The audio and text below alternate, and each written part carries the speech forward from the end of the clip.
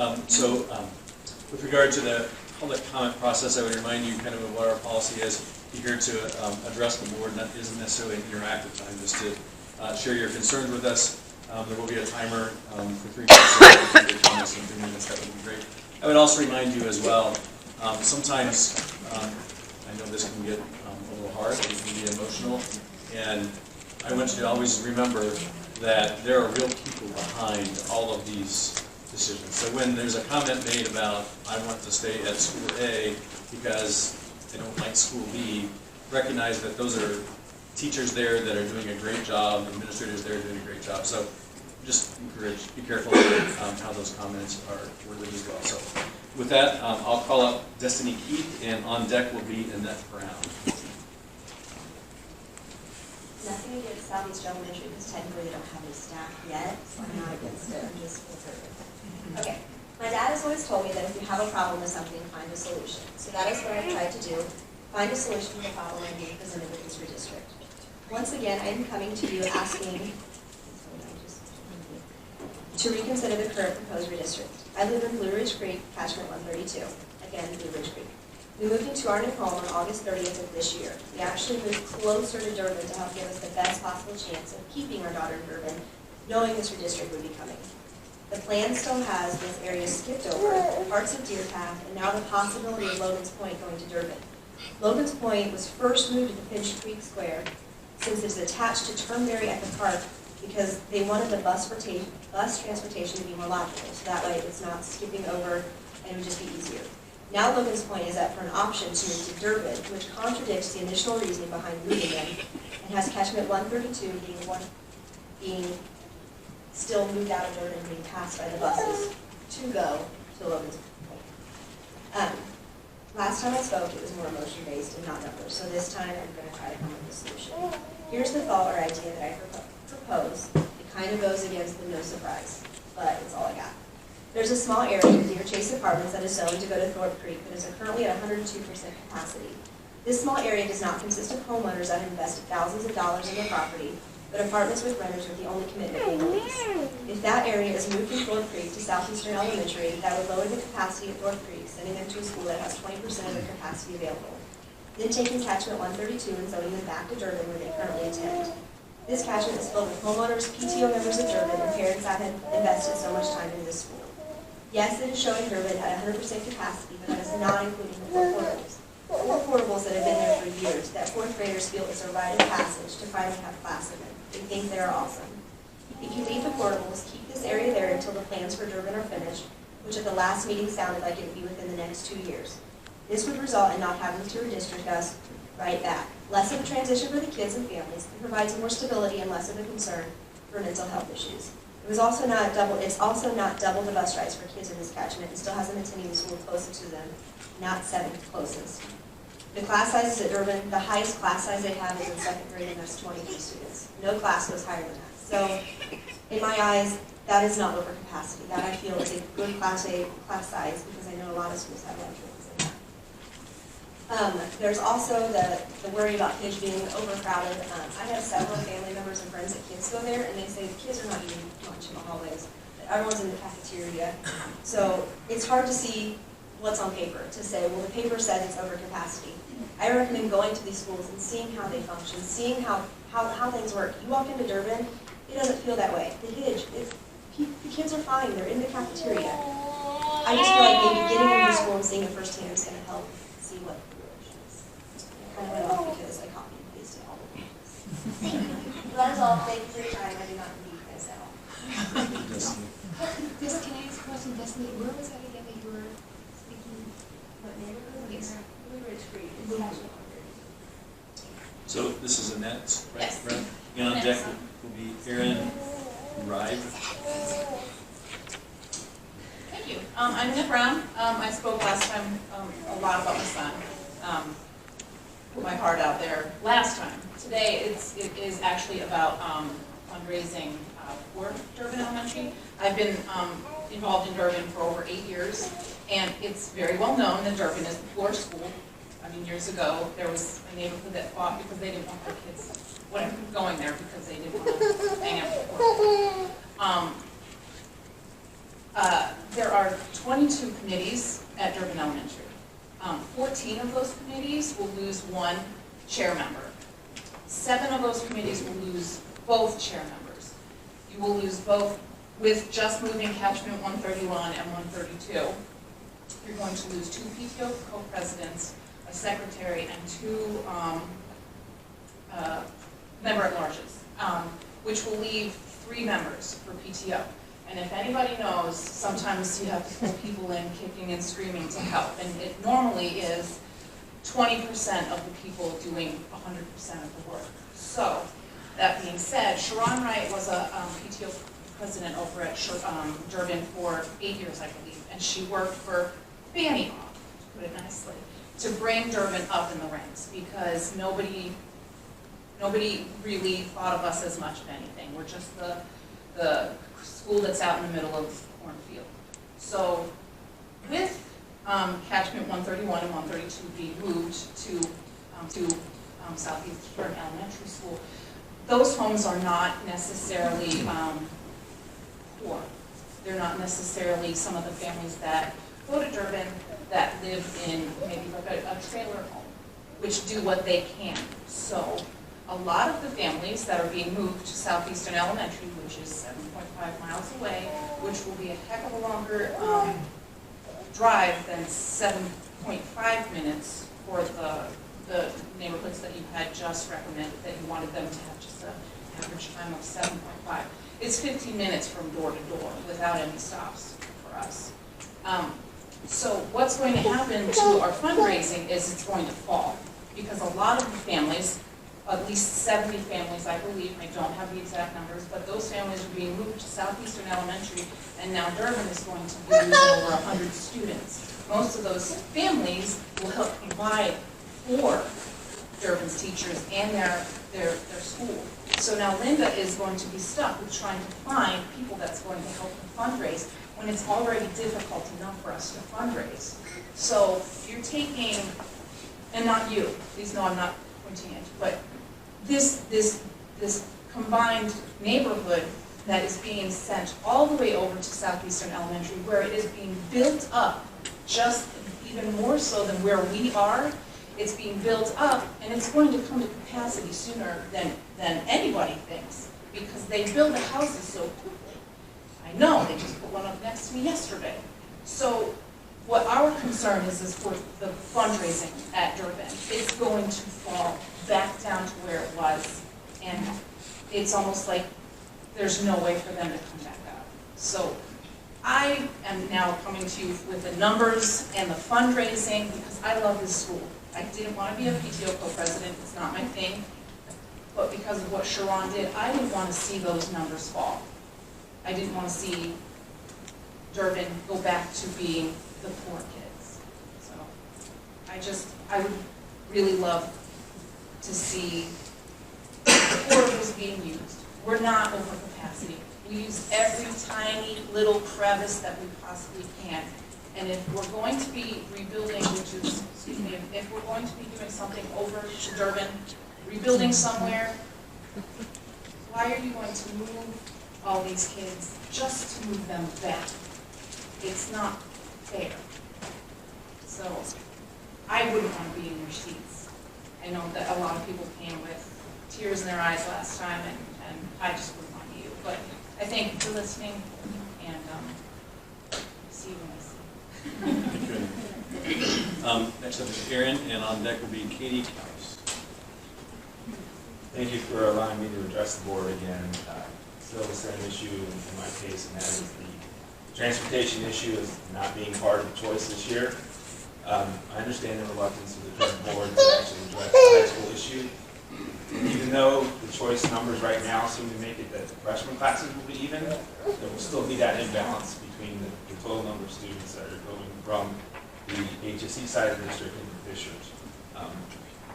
One thing I don't understand is a single line that just needs to be redrawn if you're going to redistrict, or you've got the other options as far as pushing back the waiting for some choice. I really believe there's a lot of people that are waiting to hear what happens tonight, and are still trying to make that decision whether they can afford to do the choice program without transportation. I don't think it's fair for the district to use the choice program without offering transportation as a means of fixing a problem, which is not redistricting the high schools. Secondly, there's got to be a way that you can announce that there will be transportation, whether it's a bus to each school and then shuttles back and forth. My son, who's in 8th grade, has had his IB meeting, and they were told that he will have transportation, but he'll have to take a bus to HSE and shuttle back to Fishers, which is what anybody that's in the HSE district who in the IB, that's how the transportation will be. Certainly, you could be able to do the west side of the district, bus everybody to Fishers, anybody who's going on to HSE, do a shuttle one way, you can do a shuttle the other way, go back and forth on 6 pretty easily. It just doesn't seem like putting that onus on families to do the choice without transportation. In many cases, that would be a financial hardship, or they just don't have the means, time-wise or whatever, versus trying to actually fix the problem, which is the line is drawn 2/3 through the city instead of through the middle. I just wish you'd really try and come up with some way tonight to fix that, either push the deadline back until we can really look at it, or just say that transportation of some sort will be provided. It really doesn't seem like the districting for high school will be that much of an issue. It's a single line. All you're doing is moving it to change the numbers from one side to the other. It should be something that can be done next semester, so that we haven't already made the decision that people have to choose on their own. I think it would be beneficial to everybody that's attending high school next year, making that decision to attend high school next year. Thank you. Katie is up, and after that, on deck will be Mary Hara. Hi, I'm Katie House, and I spoke at the last board meeting. My daughter is in 5th grade, and she attends Fall Creek. Totally winging it tonight. I wrote something last time. Tonight, I just have a picture of her. So, I knew I was going to speak at the meeting, and then about an hour before I came, I thought, what's the point? Because it seems like decisions are already been made. It's really frustrating to put our voices out there and feel like we're not being heard. Looking at the PDF today that was put on the board's website, I was going through it, and none of what I thought were a lot of the concerns addressed at the last meeting were addressed in those PDFs: the German issue, the geopath issue. Out of the 25 people that spoke, I would imagine about half of them were something to do with geopath or something to do with Durban. So that was a little disappointing. Also, thank you, Mr. Schultz, thank you, Mr. Bourff, for responding to my email today. That was really appreciated. My main concern is the small little green portion of Deer Path that is green. It's going to Sand Creek. It's currently at Fall Creek. So these students are going to go to Sand Creek, and then they're going to go to Fishers Junior High, and then we're still going to go to HSE High School. I'm not concerned about the high school boundaries. Those aren't being addressed. And since they're not being addressed, I don't think it's very fair to be sending some students this way for a small number of years, just to send them back to the students that they may not remember or may not know anymore. And I think that's really difficult on a preteen and a teenage child. I may be the bad guy when I think students are being separated. It's easier to do it at a younger age. It's easier to do it at an elementary level. Little kids are social butterflies. Teenagers and preteens, they're not. People are judgy. They look at the brand of clothes that they have on. Right now they look at, do you have an iPhone 8 or do you have an iPhone 10? And they judge on that at a preteen or a teenage level.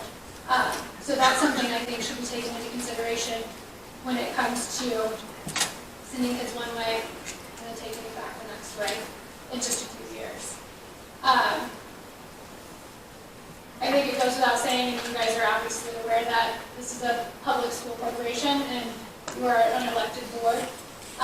So please listen to the community when you make your vote tonight. Don't listen to the consulting company that the administration employed to make this decision. Thank you. Thank you, Katie. Mary Hara, I apologize if I didn't get that right. That was great. Remember I challenged you last time? And on deck is Veronica Scamahorn. That's correct. My writing is really cursy. I should put my glasses on. Probably be weird to say with my glasses. You might just share. Okay, because I don't think I printed it out.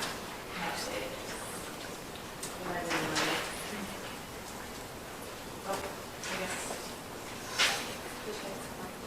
One more. Okay. Last time I stood before you very emotional because I wanted to tell my story about what a nightmare the last redistricting was for our family personally. And I shared that, and I appreciate you listening, and everyone else that was subject to that night. So I'm just going to read what I have written here. Before you vote tonight, I ask that you give serious consideration to supporting the potential option that would allow the children of the river neighborhood to continue to attend their current schools. The following reasons support the move of our neighborhood, Wildwood Estates, and surrounding neighborhoods back to our current home school. The first is overall reduced travel time. The times that you posted as average travel time is not true. That may be, if you pull up Google Maps right now and see how long it takes, but for people that drive that route, it does not take 6 minutes to get from our home, which is circled here, to New Britain, which is the star there. So, this moving us back, the proposed plan will eliminate commutes that some are over 10 minutes. Also, we are traveling on Allisonville Road, which is under construction and will be under construction in the future during rush hour. We cross 116th Street, major thoroughfare. We also, and if anything's wrong with 69, everyone uses Allisonville, which makes it that much worse. So also, the new moving us back actually improves your free and reduced lunch ratios. Hampton Parkway, currently on your proposed plan was 26%, with New Britain 19%. It actually switches, and this is all your information. Hampton Parkway would be now 25%, making New Britain a little bit more balanced, so that it helps achieve one of the board's goals. Children in our area, specifically our neighborhood, would not be subject to redistricting for the second time in 4 years. Another one of the board's goals. And utilization for those two schools remains at 100 to 100%. That doesn't change. So as you can see, the above reasons show that supporting the option, the potential option, and restoring the river neighborhoods to their current schools will make positive changes to help you achieve your goals with this process. The issues of no surprise and no domino effect, respectfully, were broken on the 28th of November when we were moved to backfill Anderson Hall. That was a domino. And we were not on any of your plans going to Harrison Parkway, or on the preferred plan, 2 preferred plans going to Harrison Parkway. And surprise, you were. So the 2 roles that you stated, we've already been subject to that. Also, I would like to tell you that the apartments mentioned, Sunlight Apartments, I drew a line for you right here. They do not have to go on State Road 37 or Allisonville Road to get to Harrison Parkway. Also, on many of the plans, they were already moving. So it's not a surprise that they would be sent to Harrison Parkway, like it was with the guys. So I do appreciate you hearing me last time, and I appreciate you hearing me this time. And it was really discouraging what happened last time. It was really, we've invested so much in the community by being homeowners, by, taking part in our schools and the community. And it was just, it felt really personal to face that. So I appreciate you hearing that, and I do want to say that having a few options come up, like you're thinking about possibilities based on these factors and what people are telling you, it does offer a little bit of hope that maybe we're heard and there's, maybe the process works. So I'm hoping for that. That's all I have. Thank you. So Veronica, and then on deck would be Amanda and Camille. So thank you for taking the time to listen to me. I'm super nervous. I get very nervous, so I can start shaking.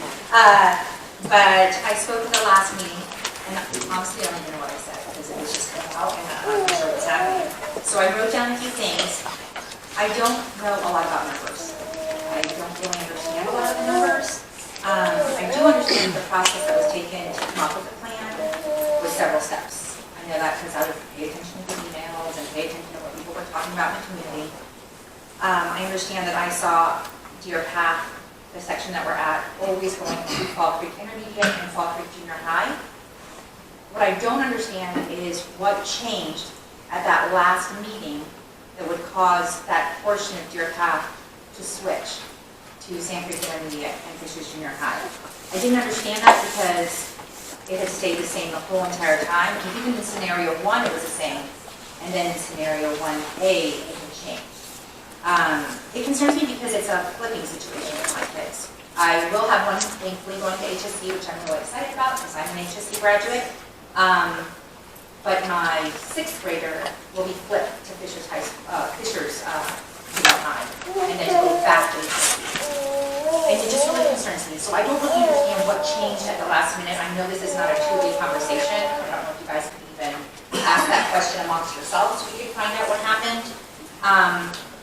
Another thing that didn't make sense to me is we're talking a lot about transportation and transportation issues. Right now, at my bus stop, and I believe many of the bus stops in our area of our neighborhood, the junior high kids and the high school kids all go to school on the same bus, and they drop off the high school kids first, and then they go to Fall Creek Junior High. So when you switch us to Sand Creek Intermediate and Fishers Junior High, it seems like you're going to have more buses coming in, which I would think would be harder on transportation. So, like I said, I know it's in a 2-way conversation, but I guess I just don't understand why Deer Path was changed at the last minute, and that, you know, it causes this flipping situation. So, anyways, thank you for your time. Thank you, Veronica.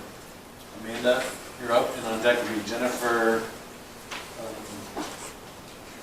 Shank, maybe? Schwartz, oh, sorry. Okay, I spoke last time. I talked on the mental, emotional, educational issue of what this does to our kids, as well as breaking their sense of community, and the fact that I think I spent 132, or 131, sorry, and that's part of that 131, 132 section. You just want homes because, again, that's where we want our children. So to kind of go into some different things I didn't get into last time. Obviously, we're urban, that's what I'm championing for.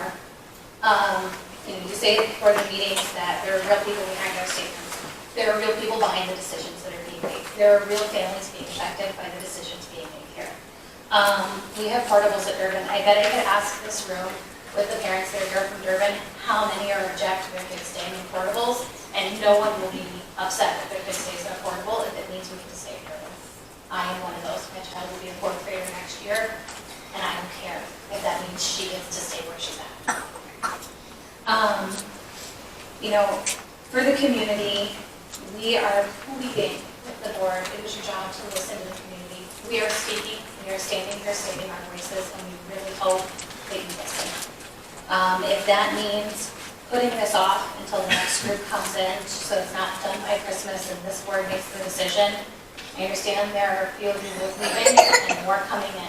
Someone's coming in, do they have kids that are affected by this? Let them help with that decision. You know, Logan's point is another part of that. You say no surprise, no domino effects. Well, the domino effects affect my children. With them being moved out of Durban to another school, my child will then be in middle school by the time Durban is rebuilt, or revamped, or whatever you decide to do, which will then switch her from the middle school she'll be at to another middle school. That's still a domino effect. So I think that's all I have. I have other stuff. We talked about Logan's point. That's connected to my neighborhood. So don't tell me we can't have a bus issue or we can't include our kids when there's a bus going to the neighborhood that connects with my neighborhood. Then my kids can't stay where they are. That doesn't make sense. Thank you. Thank you. So Jennifer is up, and on deck will be Nicholas Coombs. Hi, Jennifer Schwartz. We know you all responses from Mr. Thank you. From River Ridge neighborhood on the west-south side. I've come to terms that we're probably going to move, and I'm okay with that. My kids will adapt. It's not the end of the world. What I am concerned about is what Mary brought up a little bit earlier. My husband and I both work, and even that extra mile to go from New Britain to Harrison Parkway, I am struggling to get my daughter by 6 o'clock at Y-Care going to New Britain, and now I have to go a mile north. And then there's the 37 construction that's going to be going on. And then Allisonville's under construction. So when you have an accident, the other night, a truck caught fire on 69. Everyone was diverting off into 106th Street and going over to Allisonville Road. And then Lantern Road will also be impacted by that. And, you know, I work at Marion University. I chose to move up here to the north side. That's my decision, you know, to have that commute time. I came to the south side, the west side, to be part of a really good school district. And we utilize the Y-Care program, love the Y-Care program. She's in before and after care. And it's really challenging when you're a community parent and you have to go farther. And frankly, if I were being moved, I'd rather be moved to Fishers Elementary School where I could get off on 116th and get my daughter to head on to the west side of the district and head home. And that's really personally my concern is that there's a lot of working parent families and they utilize these programs, and I can guarantee most of them aren't going north to go to work. Most of them are going to be heading south. And so New Britain, it's north. We've adapted to that. My other option is that I pay more money to put her in a undercare program, that she's sitting on a bus and she's not engaging in the community of the Y-Care programs.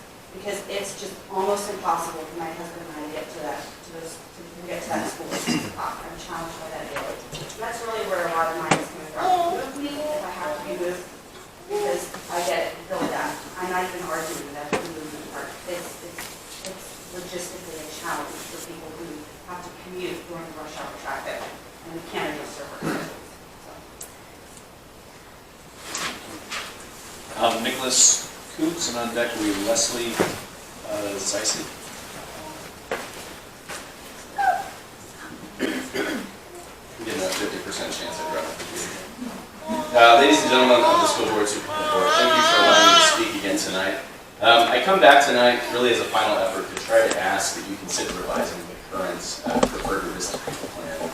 My family is impacted by this redistricting plan. We make up 2 of the 93 students that live on the far west side who were up until less than 48 hours prior to the last school board meeting not affected by any single permutation that was put forward in these statutes. First and foremost, I would ask that you please consider the stability of the school environment for our children. As a father first, but also as an educator, as a physician who works in neurosciences, the mental health and well-being of our kids is really what needs to be paramount in our decision-making in this process. For some of the New Britain families, this marks the second redistricting in succession, having previously been at Harrison Parkway, getting moved down to New Britain, and now with this next round, getting moved right back to where they started at. Our concern is not about the quality of the school at Harrison Parkway. By all accounts, this is a terrific school. It's full of great teachers, great administrators, lots and lots of involved parents. Rather, we see this as a preventable negative life event by which our children will be removed from the cohort of friends that they've made and the school support system and teachers that they're with. And this is simply unhealthy for their growing psyche and mental health. Now, along these lines, I would beg that the school board also consider the impact that this move will have on students with special needs. I'm concerned for children like my daughter, who's on an IEP due to a speech impairment. These kids will have significant psychosocial ramifications due to this redistricting. And I want to know what considerations and recourse do these students have under the so-called preferred plan. And lastly, I'd make a less important, but I think still valid argument that property tax paying homeowners on the far west side of Fishers want to have our voices heard in this redistricting process, and we really haven't to this point. A proposal has been floated, as was alluded to by Dr. Bourff earlier, of maintaining the river, so-called river neighborhood kids at New Britain, while instead moving the Sun Lake apartment kids to Harrison Parkway, and I hope you strongly consider that proposal. Now, I will say that this proposal has come under some fire and has been mischaracterized, particularly on social media over the last couple of weeks, because there's this thought that it's promoting a sense of elitism, and that simply cannot be further from the truth. As I've already said, we're not raising a concern about sending our kids to what would be viewed as an inferior school. We think Harrison Parkway is a great school, but rather, if the tables were turned and our kids were already at Harrison Parkway and being told they had to move, we'd be making the same exact argument. We want stability in our kids' lives. We have the chance, you have the chance for us to build a true feeder system on the west side of town. And just consider what type of long-term stability that would give our kids. We want to avoid having them uprooted and move to a school that's further away from home, where they have no friends and no pre-existing school support system. And I'll just second what was said earlier. These are very rosy commute times that you guys have put forward. In reality, I take my kids to school multiple days per week. I don't get them to school in 6 minutes. That's just ridiculous. I would also posit that there doesn't appear to be a significant change in the free and reduced lunch percentage. That was already alluded to, so I won't talk about that. What we really are looking for is continuity and stability in our kids' lives. So that floated argument against this proposed revision, that is allowing the River kids to stay at New Britain, one of the problems that has been brought up by Dr. Bourff is this assertion that it would break a no surprise rule for the Sun Lake Apartments. But with all due respect, that's a flawed argument. I would vehemently argue that our 11th hour inclusion into the redistricting plan less than 48 hours before the last meeting was exactly a violation of a no surprise rule. So what I don't understand is why that no surprise rule applies today didn't apply at the last meeting, because we're affected by that. And I know that all of you have poured so much time and effort into this, and we really appreciate that. And I just beg that you consider these points that I've brought up and others have brought up tonight as you make your final decision. Thank you. Nicholas and Leslie, as I see this pass. Last sentence, people didn't put that. I also sent an email to all of you today. Unlike some of my friends out here, I didn't get a response from any of you today. So I'm going to talk to you tonight about what I sent in that email today.